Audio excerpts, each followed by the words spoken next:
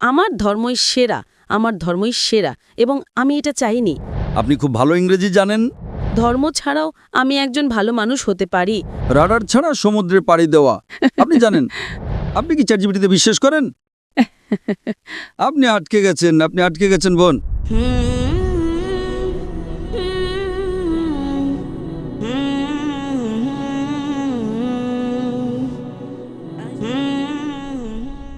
আমি কনচেটা, আমি ইতালি থেকে এসেছি এবং আমি এখানে ইন্দোনেশিয়ায় ছোট বাচ্চাদের ইংরেজি শেখাতে এসেছি।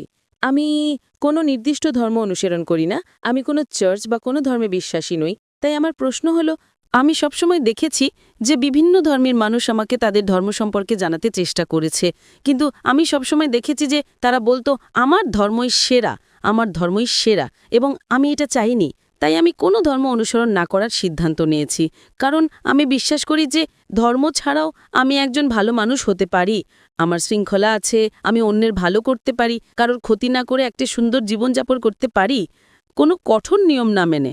বোন, আপনি ইংরেজি ভাষার শিক্ষিকা, তাই না? শুধু এখানে ইন্দোনেশিয়া একটা অভিজ্ঞতার জন্য। ইন্দোনেশিয়ায়। এখন আমি যখন ইংরেজি বর্ণমালা শিখেছি, আমি জানি তার ক্রম হলো ABCD।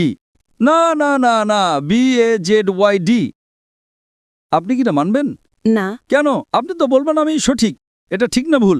ABCD ছাড়া কি ইংরেজি শেখার অন্য কোনো উপায় আছে? কারণ আপনি জানেন এর একটাই উপায়, শুধু একটাই। আপনি বলতে পারেন না ZADPL। আপনি কি বলতে পারেন? যদি 10 জন লোক এসে আপনাকে বলে চলুন ইংরেজিতে বর্ণমালা শিখি ZYAL, আপনি কি রাজি হবেন? আপনি কি বলবেন আমি সঠিক কিনা? কেন? কিন্তু আমি কি করে জানব যে একজন অধার্মিক পটভূমি থেকে আসা মানুষ আপনার পথটাই সঠিক পথ? আপনি খুব ভালো ইংরেজি জানেন, তাই না? আপনি আপনার ইংরেজি গান নিয়ে আত্মবিশ্বাসী। হ্যাঁ। আপনি কি 100% নিশ্চিত?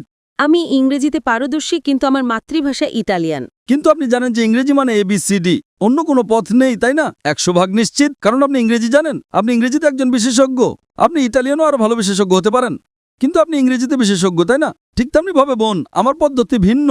আমি বলি আপনি আমাকে ইসলামের চেয়ে ভালো কোনো ধর্ম দেখান, আমি আজই তা গ্রহণ করব, কারণ আমি তুলনামূলক ধর্মতত্ত্বের একজন বিশেষজ্ঞ।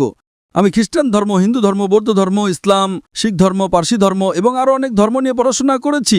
তাই এখন আমি তুলনামূলক ধর্মতত্ত্বের একজন বিশেষজ্ঞ। আমি বলছি আপনি আমাকে এর চেয়ে ভালো কোনো ধর্ম দেখান, আমি আজই তা গ্রহণ করব। কিন্তু ধর্মহীনতা সম্পর্কে আপনার কি মত? ঠিক আছে, আপনি আমাকে ধর্মহীনতাকে ইসলামের চেয়ে ভালো প্রমাণ করে দেখান, আমি মেনে নেব। যে কোনো কিছু। আপনি নাস্তিকতাকে ইসলামের চেয়ে ভালো দেখান, আমি মেনে নেব। কমিউনিজম, সমাজতন্ত্র, যা খুশি ইসলামের চেয়ে ভালো প্রমাণ করুন, আমি গ্রহণ করব। যে কোনো কিছু, রাজনীতি বা অরাজনীতিক, আমাকে এর চেয়ে ভালো কিছু দেখান। কোরআনের চেয়ে ভালো কোনো নির্দেশনা গ্রন্থ, আমি তা গ্রহণ করব। না, পলিটিক্স নয়। যে কোনো কিছু, রাজনীতি হোক বা না হোক, আমাকে এর চেয়ে ভালো কিছু দেখান। কোরআনের চেয়ে ভালো কোনো পথ প্রদর্শক গ্রন্থ দেখান, আমি তা গ্রহণ করব। আমি অন্যদের মতো নই, আমি ভিন্ন, কারণ আমি তুলনামূলক ধর্মতত্ত্বের একজন বিশেষজ্ঞ। আপনি কি আমার কথা বুঝতে পারছেন বোন?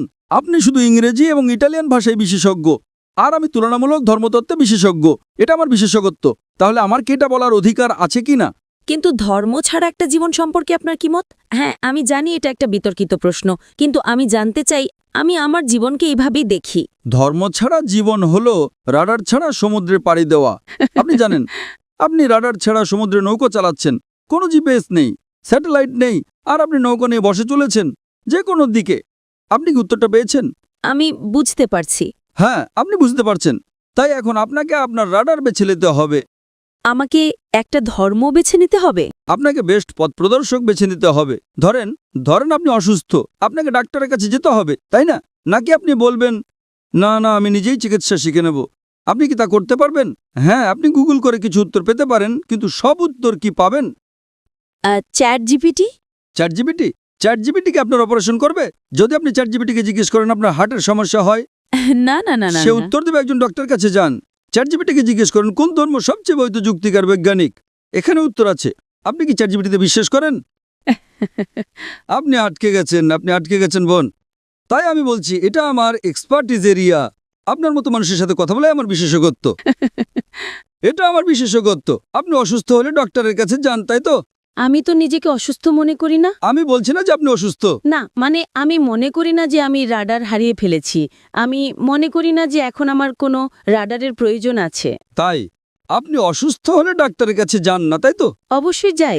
ও, তার মানে অসুস্থ হলে আপনার রাডার দরকার। না, কিন্তু ধর্মীয়ভাবে বলতে গেলে আমি নিজেকে পথভ্রষ্ট মনে করি না। কারণ আপনি জানেনই না যে আপনি কি হারাচ্ছেন। আপনি তখনই বুঝবেন যে কিছু হারিয়েছেন যখন জানবেন যে আপনার কি হারানোর ছিল। যদি আপনি না জানেন যে কি হারাচ্ছেন তাহলে কিভাবে বুঝবেন, তাই না? দেখেন যে ব্যক্তি অজ্ঞ, সে খুব সুখী কিনা। সে ইংরেজি জানে না, কিছুই জানে না, সে খুব সুখী, ঠিক না ভুল? আপনি জানেন না যে আপনি কি হারাচ্ছেন। আমি যে আনন্দ পেয়েছি আমি নিশ্চিত যে আপনি তা পাননি। হ্যাঁ, আমাকে শিখতে হবে। কারণ আপনি জানেন না। যে ইংরেজি জানে না সে বোঝে না ইংরেজি কি। আপনি ফলের স্বাদ চাখাননি, তাই না? এজন্যই আপনার জন্য আমার দুঃখ হচ্ছে বোন। আপনার জন্য আমার দুঃখ হচ্ছে বোন। না, তবে আমি বৌদ্ধ ধর্মের চিন্তাভাবনার প্রতি বেশি বিশ্বাসী। যেমন আপনার শরীর একটি মন্দির, যেমন ঈশ্বরী আপনি, যেমন আপনাকে। ও, বৌদ্ধ ধর্ম। আচ্ছা, বুদ্ধের শিক্ষা কি? আমি জানি না, আমি তো পড়িনি, দয়া করে বলুন। তাহলে এখন বৌদ্ধ ধর্ম সম্পর্কে কথা বলছেন আর আপনি জানেন না বৌদ্ধ ধর্ম কি? আমি বিশেষজ্ঞ নই, কিন্তু আমি কিছু বই পড়েছি এবং সেখানে বলা হয়েছে যে বুদ্ধই আসলে আপনার মধ্যে আছেন। মানে আপনি নিজের উপর কাজ করে একটা ভালো জীবন পেতে পারেন এবং অন্যের সাথে ভালো ব্যবহার করতে পারেন, আর সেটাই যথেষ্ট। তাই নিজের উপর কাজ করাই আসল। একথা কে বলেছে? এটা তো বৌদ্ধ ধর্মের শিক্ষা নয়। হয়তো এটা তার একটা অংশ, কিন্তু মূল শিক্ষা নয়।